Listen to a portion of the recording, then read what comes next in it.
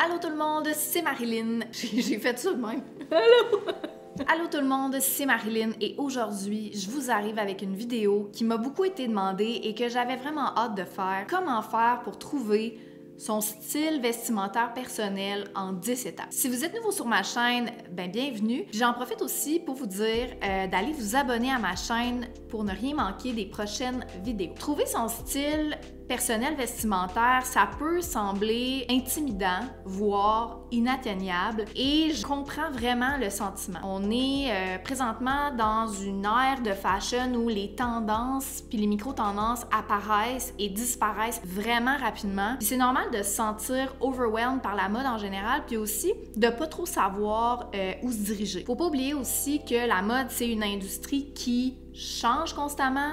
C'est aussi une industrie qui vise à nous faire consommer et qui nous crie qu'on est démodé et donc qu'on devrait acheter des nouvelles choses. La solution pour sortir de ce cycle-là, de suivre des tendances un peu aveuglément et de toujours devoir acheter des nouvelles choses, la solution pour moi, c'est de trouver votre style vestimentaire personnel et de vraiment vous amuser avec la mode en sachant qui vous êtes et comment vous voulez vous présenter au monde. Mon premier conseil va peut-être sembler évident, mais je pense que c'est la base, puis je pense que c'est le truc le plus difficile à faire, mais c'est vraiment de s'habiller pour soi-même et non pour plaire aux autres. La question à se poser, c'est comment vous voulez vous présenter au reste du monde, mais surtout, comment vous voulez vous présenter à vous-même. Selon moi, la première étape, c'est toujours de porter des vêtements que vous aimez, dans lesquels vous vous sentez bien, dans lesquels vous vous sentez confortable, et je pense que de cette manière-là, vous allez automatiquement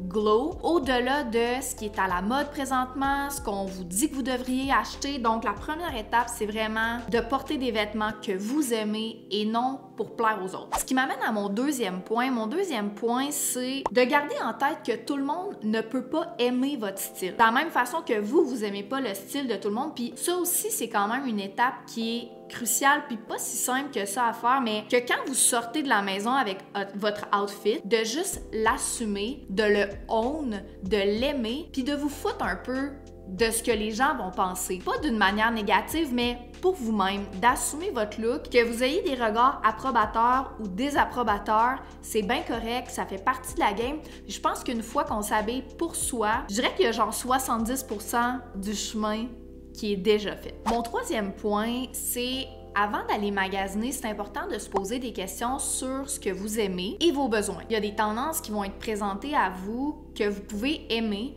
mais dont vous n'avez pas besoin ou qui ne fitent pas dans votre quotidien. Fait que je pense que c'est important de s'arrêter parce qu'ultimement, il n'y a rien de pire que d'avoir des vêtements ou des accessoires dans une garde-robe qu'on porte carrément pas. Ensuite de ça, avant d'aller magasiner encore, ma quatrième étape, c'est vraiment d'analyser votre garde-robe. Je pense que trop souvent, on ne sait pas ce qu'on a dans notre garde-robe. On a une garde-robe qui peut aussi être messy. Fait que je pense que c'est une étape qui est vraiment cruciale de faire un genre de classement de c'est quoi les pantalons que vous avez, c'est quoi les jupes que vous avez, les robes, les basics, les vestons. Fait que de vraiment prendre le temps de regarder ce que vous avez, ce que vous portez, ce que vous portez pas, pourquoi je le porte pas, est-ce que c'est trop petit? Si oui, parfait, vous pourriez vous en débarrasser. Est-ce que je le porte pas parce que j'ai pas le chandail que j'aimerais pour aller avec? Arriver à un constat de OK, j'ai besoin d'un chandail blanc à manches longues, j'aimerais avoir tel ou tel veston. Fait que vous comprenez où je veux en venir, c'est vraiment de mieux connaître ce que vous avez dans votre garde-robe pour acheter de manière plus intelligente, si je peux dire,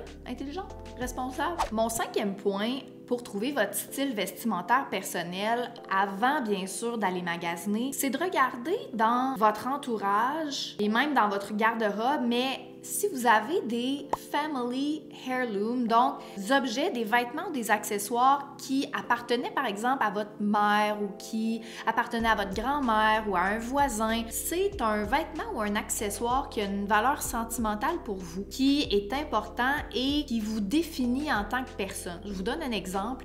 Cette chaîne-là et ce médaillon-là particulièrement, ma mère me l'a offert à mes 18 ans et donc ça fait quand même plusieurs années que je l'ai maintenant. C'est son chum qui lui avait offert quand elle était jeune, elle le portait, qu'il l'a acheté, c'est un pendentif de Néfertiti, bref, il l'a acheté en Égypte, il lui a donné, elle l'a porté des années, et là aujourd'hui, ce médaillon-là est devenu partie intégrante de ma personnalité. À chaque fois que je le porte, j'ai plein de compliments. Au-delà des tendances qui existent présentement dans les bijoux, ce médaillon-là s'inscrit pas dans une tendance, mais pour moi, c'est qui je suis. Fait que je pense que c'est cool d'intégrer des vêtements ou des accessoires comme ça. Ça pourrait aussi être la chemise de votre chum que vous portez tout le temps. Je pense que d'intégrer de plus en plus de vêtements ou d'accessoires comme ça s'inscrit pas dans une tendance, c'est juste qui vous êtes. Mon 6e point, c'est de construire un mood board d'inspiration. Je pense que ça peut être cool de prendre le temps sur Pinterest ou simplement sur IG en enregistrant des images, de construire un mood board qui vous permet de visualiser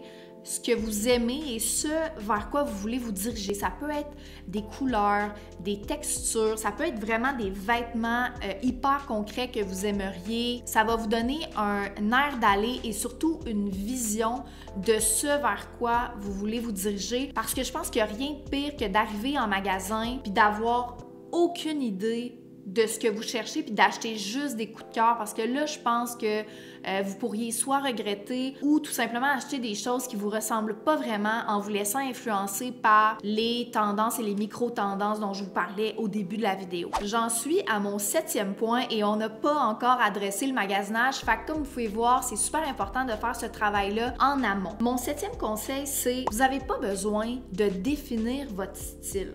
Donc, vous n'êtes pas obligé de mettre une étiquette. Par exemple, j'aime la tendance ballet core ou cottage core. J'ai pas besoin de définir mon style uniquement avec un mot. Ces mots-là sont intéressants quand vous cherchez de l'inspiration, par exemple pour chercher sur Pinterest, mais je trouve ça vraiment contraignant d'associer son style vestimentaire à une seule tendance. Puis je pense que c'est là qu'on devient un peu pogné à commit à un seul esthétique, qui m'amène à mon 8e point, de vraiment pouvoir mix and match avec plusieurs tendances. Si vous me demandiez de définir mon style vestimentaire personnel, je pourrais juste pas le faire parce que c'est un mix and match de plein d'affaires. J'aime le romantisme, j'aime le grunge, j'aime les années 2000, donc je peux pas vous arriver avec un seul mot.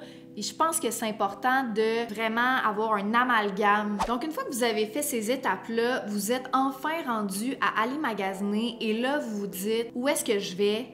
Qu'est-ce que je fais? Mon 9e point, c'est évidemment de vous tourner vers des pièces vintage. Donc, d'aller magasiner en friperie. On va se rappeler que la mode est circulaire et donc, ce que vous cherchez a déjà existé à une autre époque. Je pense que ça vaut la peine d'investir le temps et d'être patiente pour trouver l'item que vous cherchez. Si vous cherchez, par exemple, un jeans style années 2000, il va être vraiment unique. Donc, au lieu d'avoir une réplique exacte de la tendance, il va avoir un petit côté unique, il va avoir des détails qui sont différents et most likely, vous allez le garder dans votre garde-robe beaucoup plus longtemps. Et évidemment, c'est beaucoup mieux pour la planète, c'est éco-responsable, c'est mieux aussi pour votre portefeuille. Mon meilleur conseil, une fois que vous allez magasiner, c'est vraiment de vous tourner vers des pièces seconde main. Vous pourriez aussi vous tourner vers des boutiques de curated vintage, donc un peu comme Masha. Je comprends que des fois, ça peut sembler intimidant d'aller en friperie la première fois, donc peut-être de combiner friperie et shop présélectionné pour vous, mais définitivement, c'est des morceaux qui vont vous suivre plus longtemps dans votre garde-robe et qui vont vous apporter une unicité parce qu'il y en a juste un. Mon dernier point concernant le magasinage, c'est d'éviter le plus possible le fast fashion. Je pense que si vous cherchez quelque chose et que vous voulez quelque chose, la solution facile, c'est de vous rendre chez Zara, chez H&M et d'autres boutiques de ce genre-là. Et là, vous êtes assuré que vous allez rentrer, que vous allez tout de suite trouver ce que vous cherchez.